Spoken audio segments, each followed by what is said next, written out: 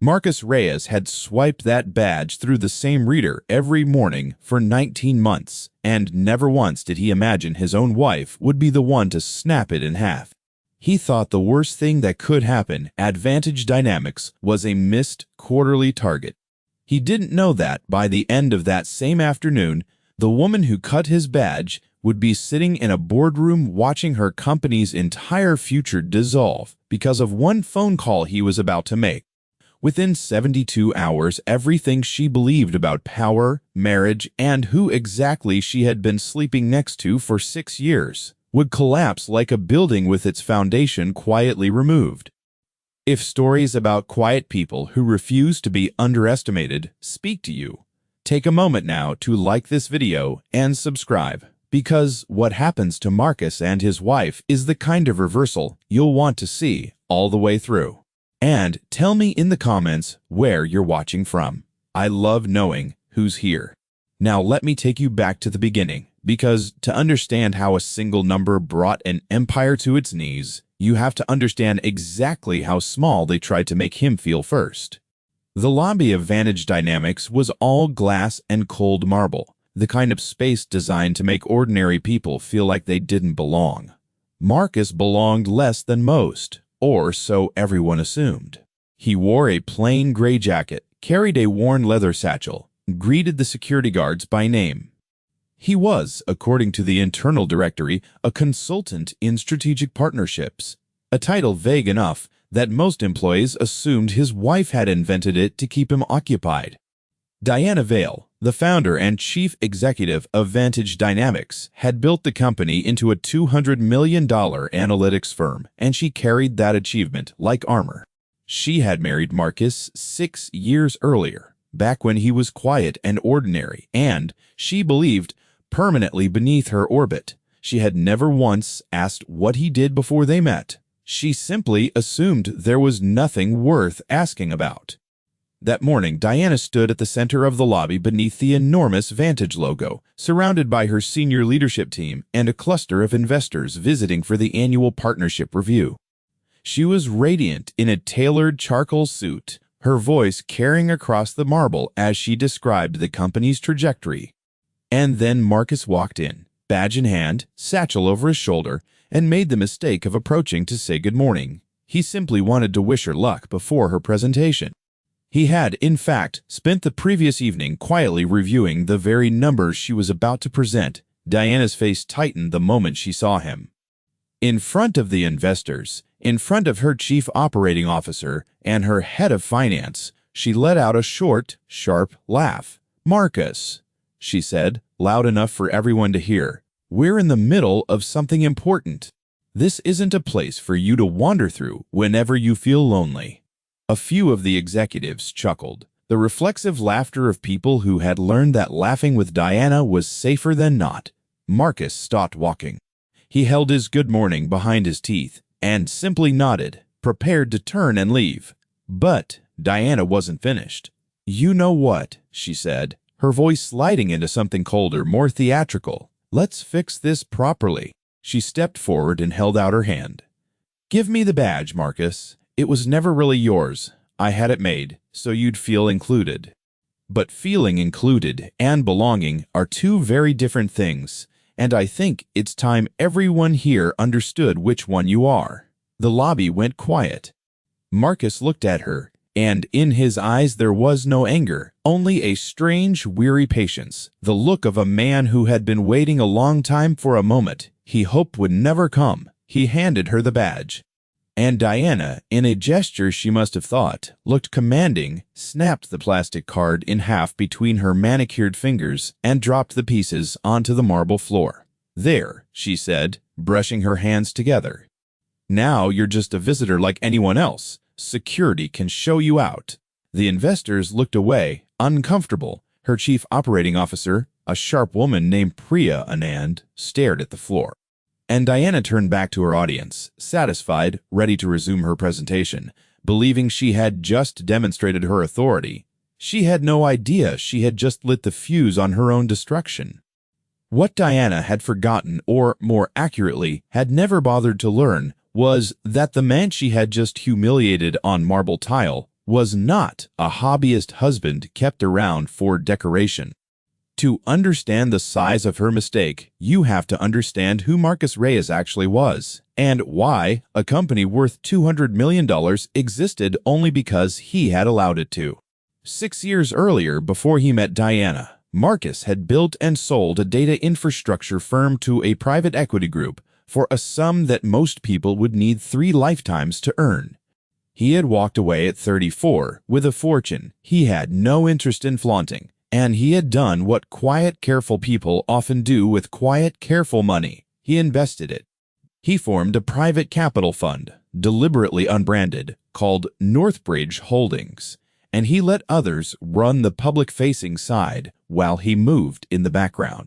Here's the part Diana never knew, the part he had never told her, because early in their marriage she had made it painfully clear she wasn't interested in his past. Northbridge Holdings was the anchor investor in Vantage Dynamics.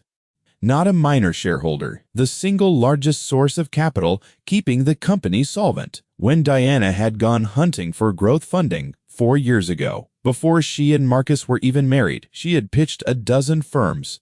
Only one had said yes, with terms generous enough to save her. That firm was Northbridge.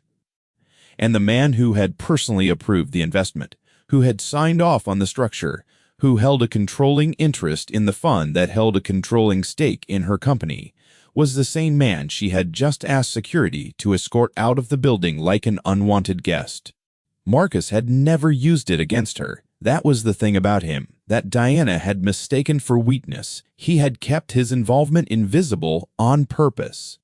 He had taken the meaningless consultant title precisely so that his role in the company's finances would never become a weapon in their marriage. He wanted to be loved as a husband, not deferred to as a benefactor. For 19 months, he had watched her treat him as an accessory, and he had told himself that pride was a small price to pay for keeping their relationship honest. He had endured the dismissive comments at dinner parties, the way she introduced him as, "I'm Marcus," the way one might introduce a favored pet, the way she rolled her eyes when he offered an opinion on business she assumed he couldn't possibly understand. But there is a difference between enduring private disrespect and swallowing public humiliation. As Marcus bent down, picked up the 2 halves of his broken badge and slipped them into his jacket pocket, something inside him settled into a cold, clear resolve. He had spent 19 months protecting a marriage that, he now understood with sudden and total clarity, had never actually included him. She had not humiliated a hobbyist husband. She had, without knowing it, insulted the foundation her entire empire was standing on. And foundations, when insulted, have a way of shifting. He walked out of the lobby without a word, the glass doors sighing shut behind him. Outside, the morning light was sharp and clean. He stood on the sidewalk for a moment, feeling the weight of the broken card against his chest, and then he took out his phone. He didn't call a lawyer. Not yet. He didn't call Diana. He scrolled to a single contact, the managing director of Northbridge's day-to-day operations, a precise, unflappable man named Gerald Whitmore, who had worked with Marcus for over a decade and who had never once seen Marcus give an order that wasn't carefully considered. Marcus pressed the call button and lifted the phone to his ear. "Gerald," he said, his voice quiet and even, "I need you to freeze the next tranche to Vantage Dynamics, all of it, effective, immediately, and begin preparing the paperwork to formally call our position under the protective covenants." There was a pause on the line. Gerald knew exactly what that meant. Vantage was 3 days away from receiving the second installment of a critical $40 million growth infusion. Money already promised, money Diana had already spent against in the form of hiring commitments, lease expansions, and a triumphant press release scheduled to go out that very afternoon. "Marcus," Gerald said carefully, "are you certain? Once we pull it, the market will notice within hours." Marcus watched the glass doors of the building he had quietly kept alive. "Pull our funding," he said, "every last dollar." It's time she understood what she was standing on. Inside, Diana had already returned to her presentation, unaware that the ground had begun to move. She stood before the investors, clicking through slides that projected explosive growth, confidently referencing the $40 million Northbridge commitment as though it were as reliable as sunrise. "Our capital position is stronger than ever," she said, smiling. "Northbridge has been an extraordinary partner, and their continued confidence allows us to accelerate every initiative on this roadmap." Priya Anand, standing near the back, felt her phone buzz. She glanced down, and her face drained of color. She read the message twice, then a third time, unable to reconcile the words with the confident woman speaking at the front of the room. The message was from the finance department. Northbridge had just placed a hold on all outstanding disbursements, pending, quote, "review of the partnership relationship. No warning. No negotiation." Priya looked up at Diana, still smiling, still promising the room a future built on money that had, in the last 4 minutes, ceased to exist. And a terrible thought began to form in Priya's mind, because Priya was one of the very few people at Vantage who had ever bothered to look closely at the ownership documents. She knew the name behind Northbridge's controlling interest was masked through a holding structure, and she suddenly, sickeningly, understood whose signature was on the original investment agreement. The presentation ended to polite applause, and the investors filed out for coffee. The moment the room emptied, Priya crossed to Diana and spoke in a low, urgent voice. "We have a problem. Northbridge just froze the funding. All of it. The $40 million. It's gone." Diana laughed, the same reflexive laugh she'd used on Marcus. "That's absurd. Call them. There's obviously been a mistake. I spoke to their team last week. Everything was signed." Priya shook her head. "There's no mistake. The hold came directly from the fund's principal, and Diana, I need you to sit down for this. I looked into who that principal is. Months ago, when I was doing due diligence on our own cap table, the controlling interest in Northbridge is held by a private individual through a holding company." She swallowed. "The individual is your husband. Marcus is Northbridge. He always has been." For a long moment, Diana simply stared at her, waiting for the punchline. Then the memory of the lobby returned. The badge, the laugh, the pieces of plastic on the marble, the words, asterisk, security, can show you out, asterisk, and the color left her face in a slow, draining wave. "That's not possible," she said, but her voice had lost all its authority. "He's a consultant. He barely understands what we do. I gave him that title as a favor." Priya's expression was almost gentle. "Diana, he wrote the check that started everything 4 years ago, before you were married. You've been signing quarterly reports to Northbridge for years. You've been reporting to him this entire time. And an hour ago, you snapped his badge in half in front of our largest investors." The panic that followed did not look the way Diana would have imagined panic looking. It was quiet. At first, procedural. The frantic dialing of numbers that did not pick up. She called Marcus. It went to voicemail. She called the Northbridge main line and was told, courteously, that the matter had been escalated to the principal and that no further disbursements would be authorized pending his personal review. She called her chief financial officer, who informed her that without the second tranche, Vantage would be unable to cover the lease expansion, the 18 new hires she'd just approved. And, most damning of all, a bridge obligation coming due in 11 days that they had structured entirely on the assumption that the Northbridge money would arrive on schedule. Vantage Dynamics, worth $200 million on paper, was suddenly $40 million short of solvency, and the only man who could fix it was the one she'd thrown out of the building. By that evening, word had spread through the leadership team, the way water spreads through a cracked foundation, finding every gap, pooling in every low place. The story of the badge, told with horror rather than the laughter that had greeted it in the morning, moved from office to office. The executives who had chuckled in the lobby now avoided Diana's eyes. The investors who had witnessed the scene sent polite, careful emails asking whether the company's capital position was, as had been represented, secure. Diana sat alone in her glass office as the sun went down, staring at the two halves of a badge she had not thought about since she dropped them, understanding for the first time that she had never actually known the man she married. She had assumed the silence of a quiet person was the same as emptiness. She had mistaken his restraint for insignificance. That night, Marcus did not come home. He checked into a hotel across the city, and, for the first time in years, he felt the strange lightness of a man who has stopped pretending. His phone filled with messages from Diana, first angry, then confused, then, as the hours passed and the reality settled in, genuinely frightened. Please call me, Marcus. Please, I didn't know. I didn't understand. Please, we need to talk.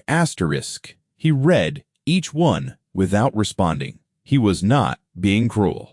He was doing what he had learned to do in business a long time ago, which was to let the full weight of a consequence arrive before deciding what came next. He wanted her to sit inside the truth of what she had built her life on.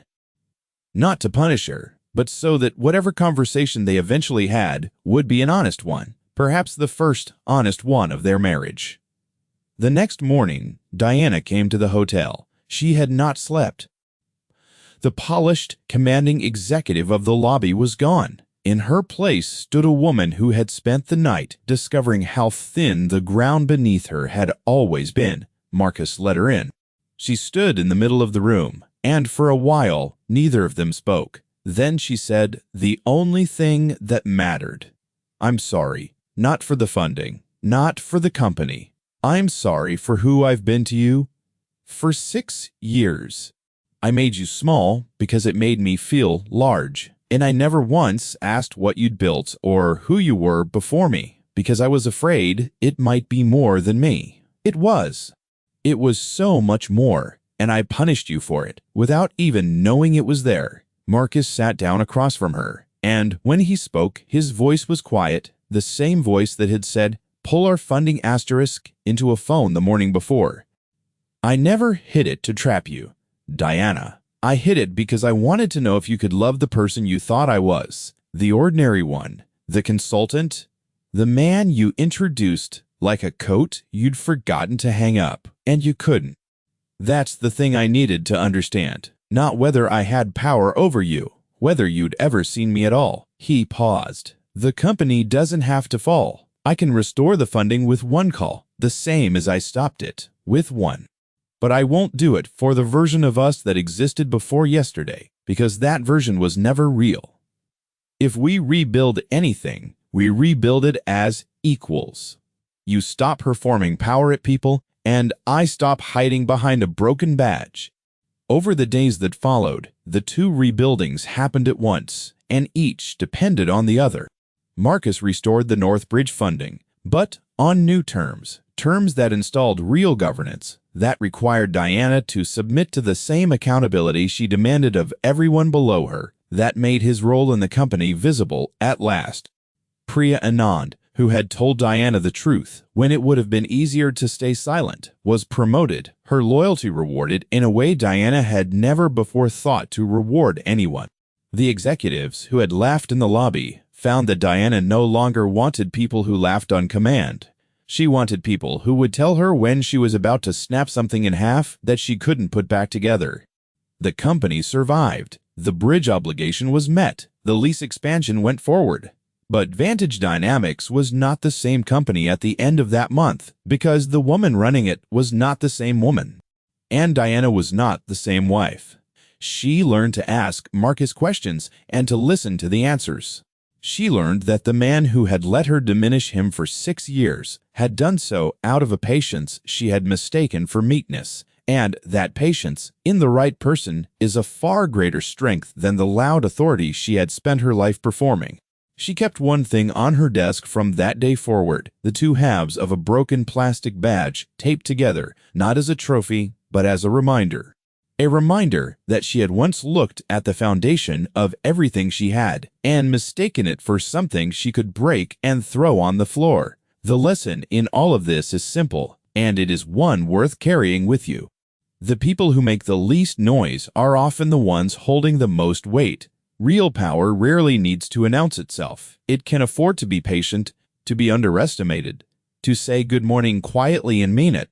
And the surest way to lose everything is to humiliate someone for being smaller than you when you never once bothered to find out how large they truly were. Respect is not something you demand from a position above someone. It's something you earn by seeing them clearly before life forces you to. So let me ask you this, and I genuinely want to know. Have you ever watched someone underestimate a quiet person only to discover far too late exactly who they were dealing with? Tell me your story in the comments below, because these are the moments that teach us the most. If this story moved you, do me a favor and hit that like button and subscribe so you don't miss the next one. I have more stories like this coming, and each one carries a lesson worth remembering.